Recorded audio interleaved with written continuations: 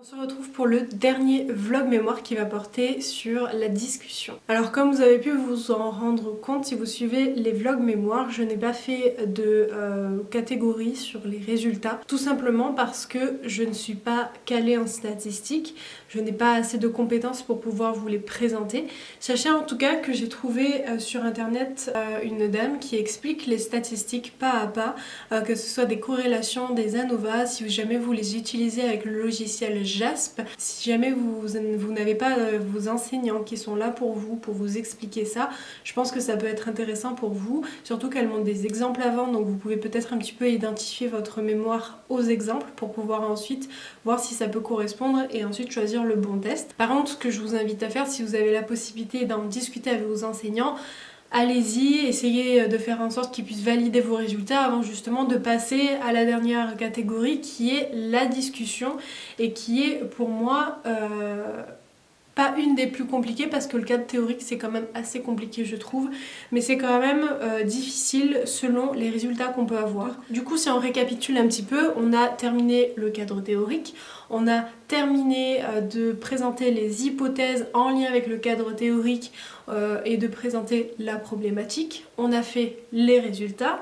Et on en est à la discussion. La discussion, à quoi elle consiste? Elle consiste à discuter ce qui a été présenté dans les résultats en lien avec aussi le cadre théorique. En fait, ce qu'elle dit, cette discussion, c'est que, ben voilà, à la base, on a prévu qu'il allait se passer tel et tel phénomène. Donc on a fait des résultats, les résultats ont montré ça, ça et ça. Et donc aujourd'hui, on se rend compte que oui, ça valide les hypothèses ou non, ça ne valide pas les hypothèses. Et qu'est-ce qu'on peut en tirer de tout ça? Qu'est-ce qu'on peut en débattre? Qu'est-ce qu'on peut en discuter? J'ai retrouvé en fait mon mémoire, mon TER de l'année dernière. Sur celui-ci, j'avais une bonne note, j'avais eu 15 je crois, donc c'est pour ça que j'ai un petit peu retrouvé ce que j'avais mis en discussion. On nous avait quand même donné une directive pour présenter la discussion que je vais vous donner ici si jamais on ne vous aide pas assez là-dessus. Dans un premier temps, je vais venir présenter l'objectif de mon étude. Je vais faire un petit rappel. Prochain paragraphe, ça va être le rappel de mon hypothèse opérationnelle. Prochain paragraphe, je vais dire si cette hypothèse elle a été validée ou non. Je vais présenter les résultats qui ont été faits par rapport à cette hypothèse et je vais en faire quelques phrases d'interprétation parce qu'en fait dans une discussion normalement on ne doit pas, alors de ce qu'on nous dit, mais en tout cas nous, ils ne veulent pas voir de chiffres. Donc on ne peut pas reprendre des moyennes, des chiffres qui ont été donnés, ça c'est dans la partie résultat. Donc je vais simplement énumérer en disant telle et telle variable ont montré que ça s'influençait, enfin j'en sais rien, je vous dis des bêtises. Mais voilà, je vais présenter avec des mots comme ceci, mais je ne vais pas présenter de résultats. Une fois qu'on a terminé de présenter les résultats, c'est à ce moment-là où on inclut la discussion. À la fin, on termine par une conclusion. Donc moi, l'année dernière, dans ma conclusion, j'avais parlé de justement ces variables parasites, ces données démographiques qui manquaient cruellement dans cette étude. Et ensuite, j'avais donné quand même, j'avais fait quasiment une page de conclusion pour quand même donner... faire un résumé de tout ce qu'on peut retenir de cette étude, qu'est-ce qu'on peut retenir. Et si vous êtes en psychologie comme moi, ce qui porte encore plus de valeur dans votre étude et ce qui va encore plus plaire aux enseignants, c'est comment à travers tous ces résultats, vous pouvez montrer que ça va aider dans la clinique. Alors quand je dis ça, on ne trouve pas des choses exceptionnelles dans notre mémoire. Moi-même, je vais pas trouver grand-chose. Par contre, je peux en débattre en disant les professionnels, vraiment, faut pas écrire cette phrase dans un mémoire parce que je trouve qu'elle n'est pas du tout organisée, mais c'est pour vous donner l'idée. C'est par exemple les professionnels de santé, les psychologues, peu importe, pourront faire attention avec certains traits de personnalité à telle et telle variable puisque celle-ci semble quand même, selon la littérature, présenter une influence. Je vous dis des bêtises, mais c'est pour vous montrer que tourner une phrase et leur montrer que ça peut avoir du poids dans la clinique, ça peut leur montrer que votre étude, vous l'avez menée d'un œil aussi clinique et ça plaît énormément d'un œil de psychologie clinique, quoi. Ce que que je vais faire, c'est que je me mets juste à écrire la discussion. Je l'ai à peine commencé la dernière fois. Et mon objectif aujourd'hui, c'est non pas de la terminer parce que ça va me prendre pas mal de temps, c'est au moins d'écrire l'objectif de mon étude, d'écrire aussi les hypothèses et les résultats présentés par rapport à ces hypothèses-là. Une fois que j'aurai posé ça par écrit, je vais savoir un peu plus où je vais. Déjà, je vais savoir si mes hypothèses sont validées ou non, pour savoir un petit peu dans quel chemin je me trouve. Et à ce moment-là, je vais me faire un plan détaillé de tous les arguments que je vais pouvoir apporter sur pourquoi ça a été validé, pourquoi ça n'a pas été validé. En général, même si ça valide vos résultats, c'est bien quand même d'avoir des paragraphes d'explication de pourquoi ça a validé, de qu'est-ce qui aurait pu être intéressant d'ajouter aussi, etc.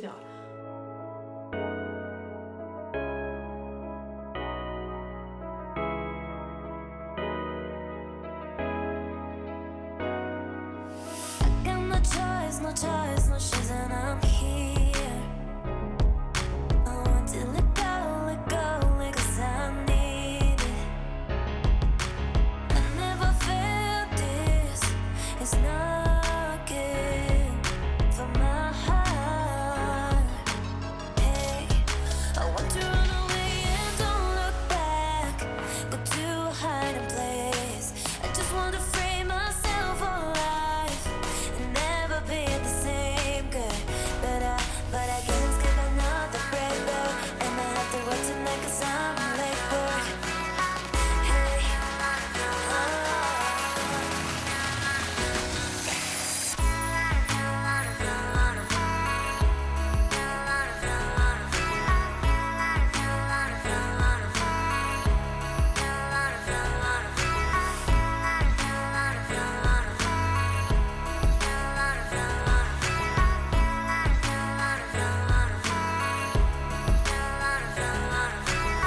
never felt this, it's not good for my heart.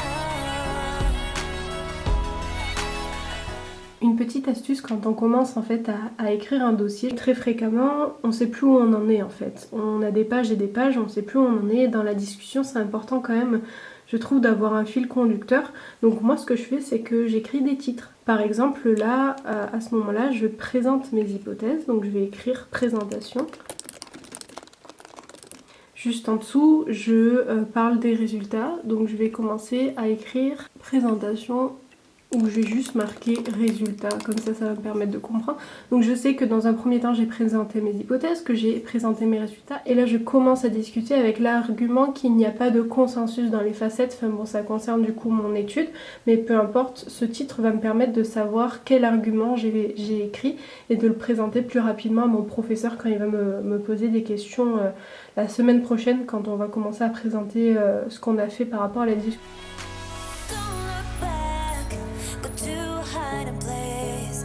I just want to free myself alive.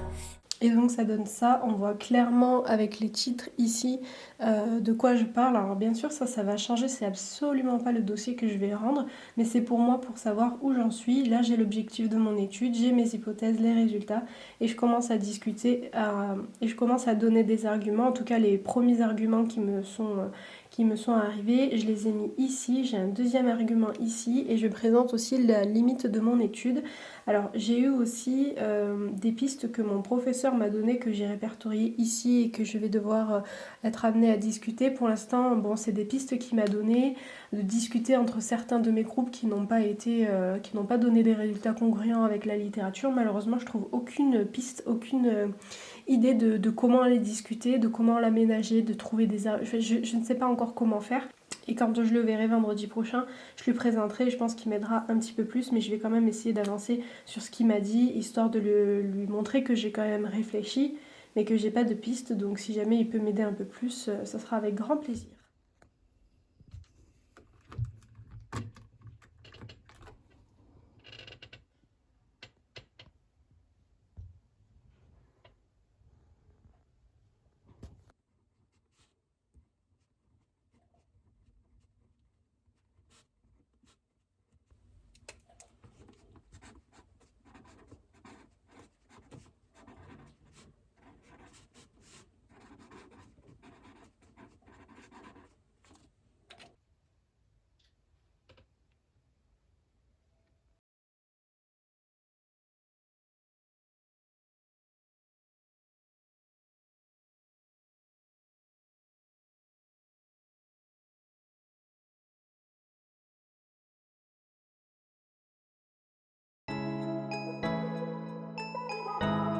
Aujourd'hui on est le 21 avril, il est 10h18 et je vais me mettre à bosser mon mémoire. Donc qu'est-ce qui s'est passé entre temps?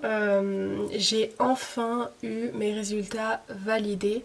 Je suis passée par des résultats qui n'étaient pas bons du tout, à un visio où je m'en suis rendu compte, puis ensuite j'ai fait que ça de modifier mes résultats, et puis ensuite je l'ai présenté par mail à mon professeur avec qui on a discuté parce qu'il y avait encore d'erreurs d'inattention, et c'est lundi soir, de manière totalement imprévue, il a mis en place un visio, donc c'est la déléguée qui a publié ça sur le groupe en disant que voilà, pour les personnes qui ont besoin d'aide pour leurs statistiques, il fait un visio.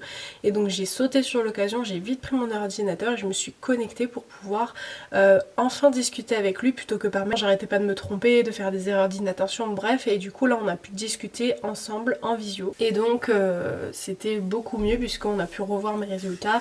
Finalement j'ai corrigé toutes mes erreurs, donc ça m'a soulagée. Et donc les résultats, on en a conclu, voilà, mes résultats étaient terminés, ils sont validés, ils ont été vus par mon professeur et ça me soulage que ce soit validé. Comme ça y est, on repart sur une bonne base, j'ai mes résultats qui sont fixes et ça ne bougera plus, ça a été validé, vu de fond en comble, donc ça c'est fait. Maintenant il reste la dernière partie, la discussion, on en revient encore à ça. Donc l'avantage c'est que quand même j'avais commencé la discussion avec des résultats qui étaient un petit peu faussés. Aujourd'hui je me rends compte que du coup mes résultats valident mes hypothèses, donc pas du tout ce que j'avais prédit au final avec les autres résultats. Non, là ces résultats là valident mes hypothèses et maintenant il faut que je trouve une discussion qui aille en ce sens. Ça fait 3 ans que je fais de la recherche, donc c'est ma 3e année, c'est mon 3e mémoire, TER, ça dépend comment on l'appelle, et c'est que cette année que ça valide mes résultats. C'est-à-dire que les fois précédentes ça n'a jamais validé mes résultats. Alors à savoir que si c'est le cas pour vous, c'est pas grave du tout, on ne regarde pas ça. Si ça valide, tant mieux, je pense que c'est un petit plus. Si ça valide pas, ben tant pis. J'ai déjà eu de très bonnes notes sans que mes résultats soient validés, c'est pas ce qu'on regarde. On regarde si vous avez utilisé les bons tests pour vos résultats, les bons tests statistiques pour vos résultats. On regarde si vous avez une discussion qui soit cohérente, est-ce qu'elle a un suivi, est-ce qu'il y a un lien cohérent, et c'est ça qui fait que ça rajoute des points. Il disait sur le contenu on pourra rien vous dire, à part si vraiment vos arguments n'ont rien à voir avec vos résultats ou ce genre de choses bien sûr, mais sinon sur le contenu on peut rien vous dire, c'est votre réflexion personnelle, même d'une seule et même étude, on aura tous des discussions différentes parce que c'est quand même quelque chose de personnel, mais il disait que voilà, au moins sur un fil cohérent, ça oui par contre c'est ce qu'ils attendent. Aujourd'hui je vais revoir ma partie résultats, voir si je l'ai bien écrite, donc je vais écrire ma partie résultats parce qu'elle est sur un autre fichier, je vais remplacer certains mots qui me dérangent et je vais écrire ma discussion directement.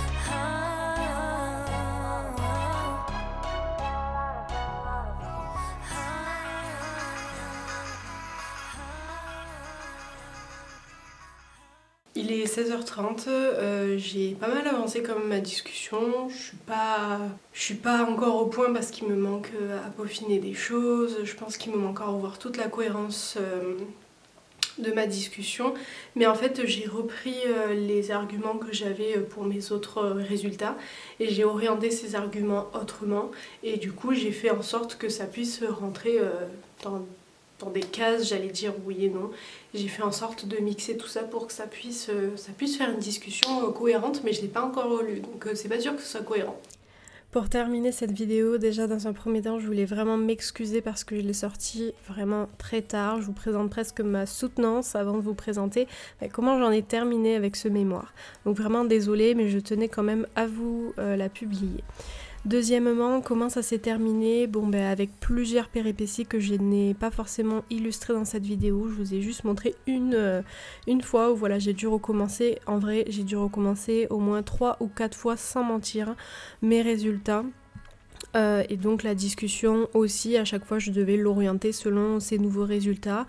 Donc ça a été compliqué, peut-être que vous passerez aussi par là. Il faut savoir que moi je fais des mémoires depuis que je suis en L3 et j'ai dû recommencer plusieurs fois ma partie statistique, ma partie résultats. Et quand vous recommencez vos résultats, vous vous rendrez bien compte que vous recommencez aussi votre discussion, puisque la discussion est en fonction des résultats. Mais rien n'est grave, faut positiver, se dire que de toute façon vous finissez le truc, vous êtes quasiment à la fin, vous allez finir par le terminer, donc il n'y a pas de souci à se faire.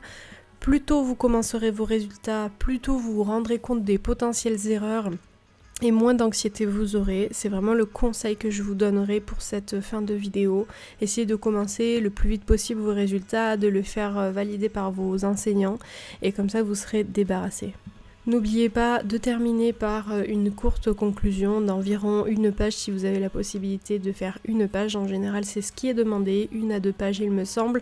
Surtout si vous êtes en psychologie, si vous orientez votre conclusion vers de la clinique, ça peut être beaucoup plus avantageux que si vous terminez seulement sur vos résultats. Donc essayez d'avoir l'esprit un peu plus ouvert, de tirer plus de conclusions de votre étude et surtout faites-vous confiance, vous avez quand même passé l'année, voire 2 ans pour certains à faire une étude, donc faites-vous confiance et vous êtes sur le bon chemin, vous avez quasiment terminé si vous regardez cette vidéo et que vous en êtes à la discussion, donc c'est bientôt terminé pour vous. Sur ce, je vous remercie d'en être arrivé jusqu'ici, jusqu'à cette vidéo et je vous dis à très vite pour une prochaine vidéo. Et bien sûr, si vous avez des questions, n'hésitez pas à les mettre en commentaire, j'y répondrai sans souci.